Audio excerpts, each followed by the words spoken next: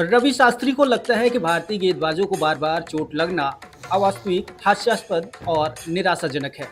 शास्त्री का यह बयान दीपक चाहर की ताजा चोट के बाद आया है, जो मुंबई इंडियंस के खिलाफ मैच में एक ही ओवर करने के बाद हैमस्ट्रिंग चोट की वजह से बाहर चले गए। शास्त्री ने एक वेबसाइट के शो पर कहा है कि इनको सीधे तौर पर देखते हैं तो पिछले 3 या 4 सालों में कुछ खिलाड़ियों का एनसीए घर बन गया है। जल्द ही उन्हें रहने का परमिट भी मिल जाएगा और जो भी जब चाहें वहां जाकर रह सकते हैं, जो बिल्कुल भी सही बात नहीं है। ये एक वास्तविकता है। पिछले 5 महीनों में ये दूसरी बार है जब चाहर अपने कोटे के 4 ओवर पूरे किए बिना हैमस्ट्रिंग की चोट के कारण बाहर हुए हैं। बांग्लादेश के खिलाफ मीरपुर में दूसरे वनडे के दौरान वो केवल 3 ही ओवर कर पाए थे।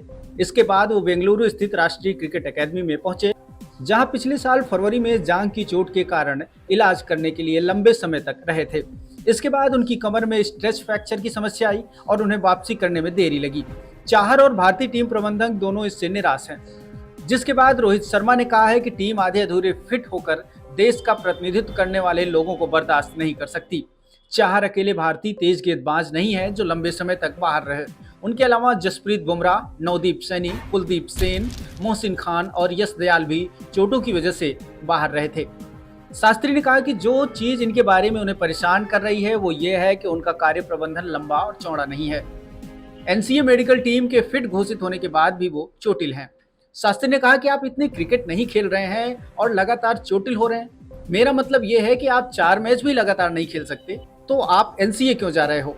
अगर आप वापसी को देख रहे हैं और बाद में 3 मैच के बाद वापस वहीं लौट रहे हो, तो आप ये पक्का करो कि पहले पूरी तरह फिट हो जाओ और तब आओ, क्योंकि ये बहुत निराशाजनक होता है कि जब आप किसी टीम के साथ खेलते हैं और बार बार उनको निराश होना पड़ता है।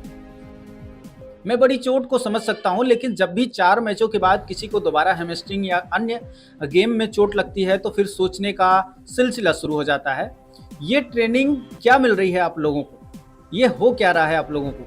और इनमें से पूरे साल अन्य क्रिकेट नहीं खेल सकते आप। ये केवल 4 ओवर की बात है, केवल 3 घंटे आईपीएल में है और मैच खत्म हो जाता है।